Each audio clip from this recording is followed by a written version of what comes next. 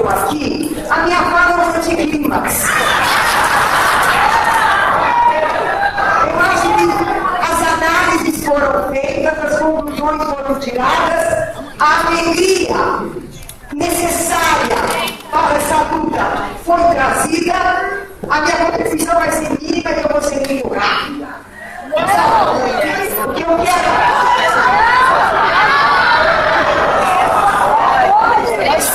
Pode falar.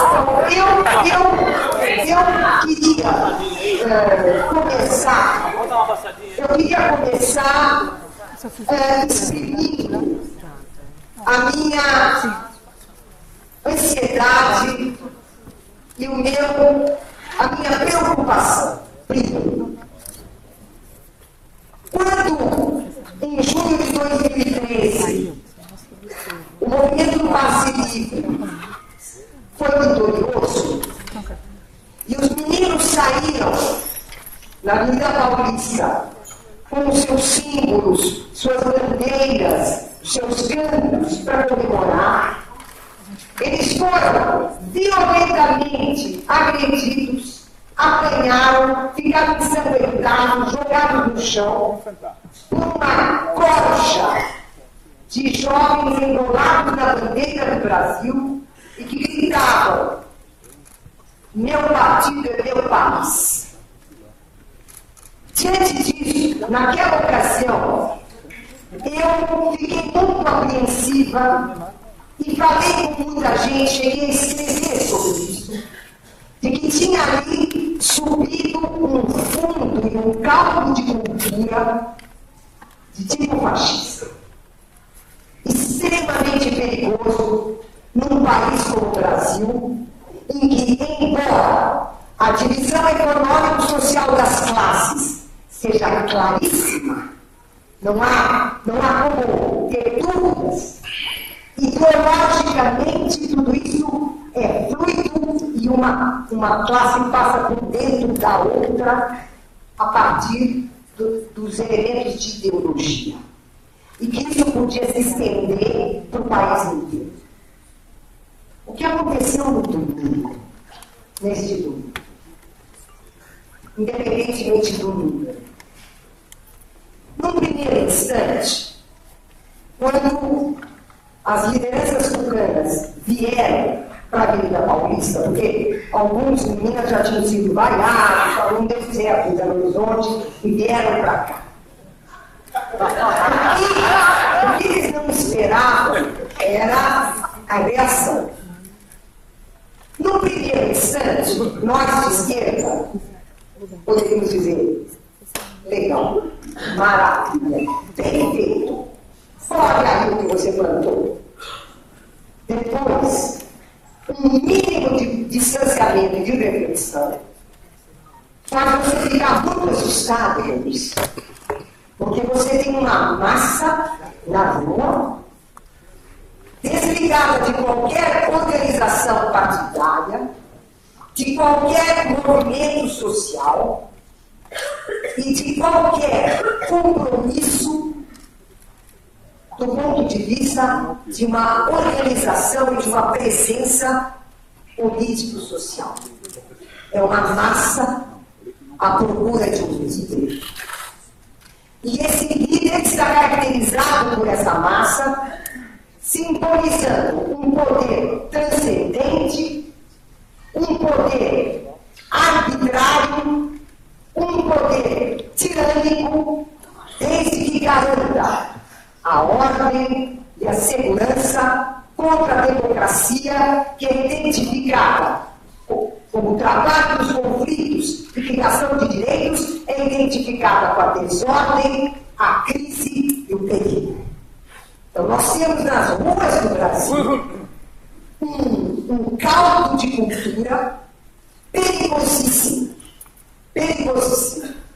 porque ele é aquilo onde se forjam as ditaduras, as tiranias, as formas de cerceamento de todas as liberdades e de todas as conquistas que se conseguiram no caso do Brasil, desde a Constituição de 88.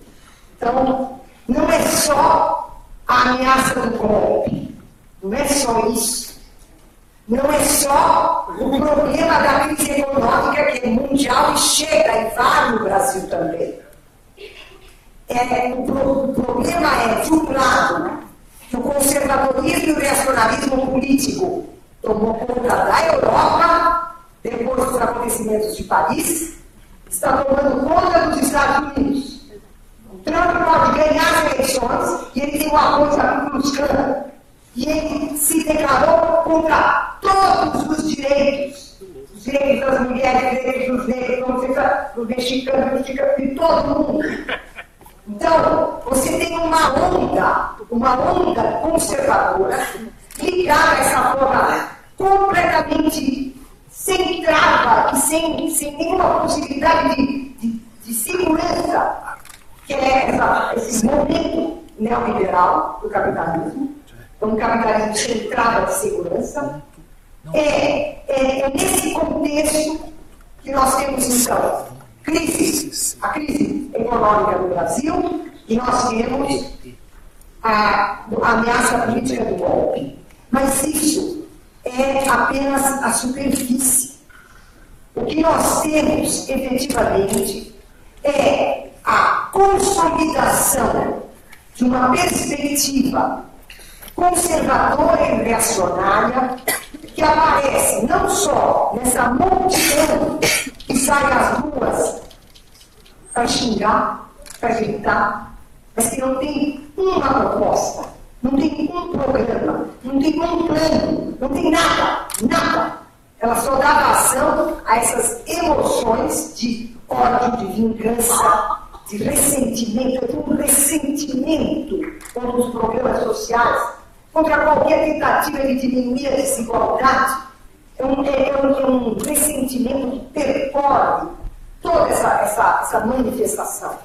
É isso que tem que ser articulado aos dois outros elementos que compõem esse cenário, no caso brasileiro. O elemento Congresso Nacional, ou seja, o modo de operação atual do Poder Legislativo, com a pauta dos 3 Bs, o boi, a bala e a Bíblia. Os 3 Bs estão propondo não só a destruição de todos os direitos assegurados pela Constituição de 88, como eles estão propondo a autonomia do Banco Central, o que significa que o Estado se afasta do Banco Central e o governante não governa a economia. É isso que está sendo preparado no Legislativo. E, do outro lado, a operação do Judiciário. E o modo como o Judiciário, é preciso não esquecer que os procuradores que estão nessa festa pelo sul do país, Curitiba, São Paulo, todo esse sudeste, esses procuradores escreveram e assinaram um manifesto pró-Aécio. Eles tomaram partido nas eleições. Portanto, eles não podem exercer a função que eles estão exercendo.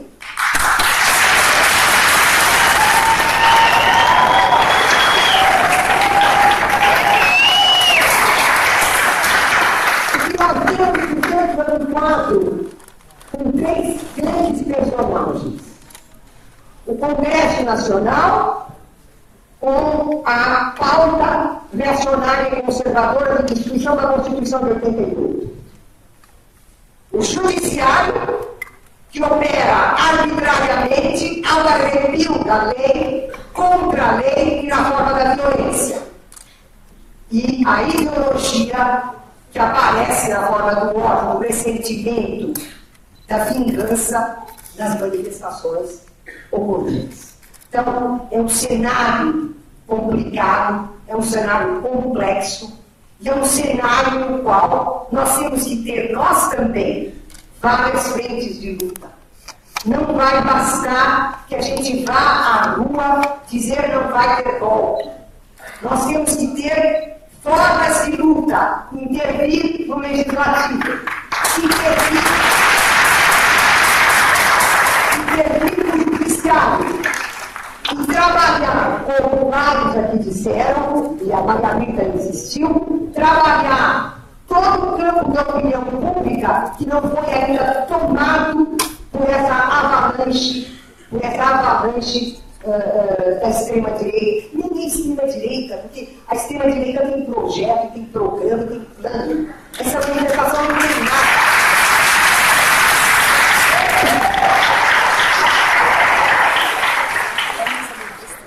Eu penso que, do mesmo modo que o apartamento em Mariana e o uso dos jatinhos da FAB para assistir jogo de futebol e show fez com que Joaquim Barbosa não fosse a grande vestal da República, talvez alguma coisa semelhante impeça que Moro seja a grande vestal da República.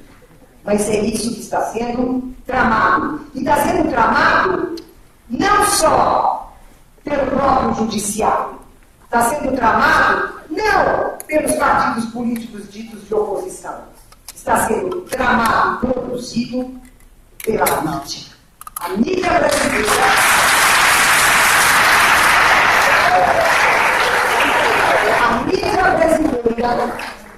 é obscena. A mídia brasileira é um escárnio.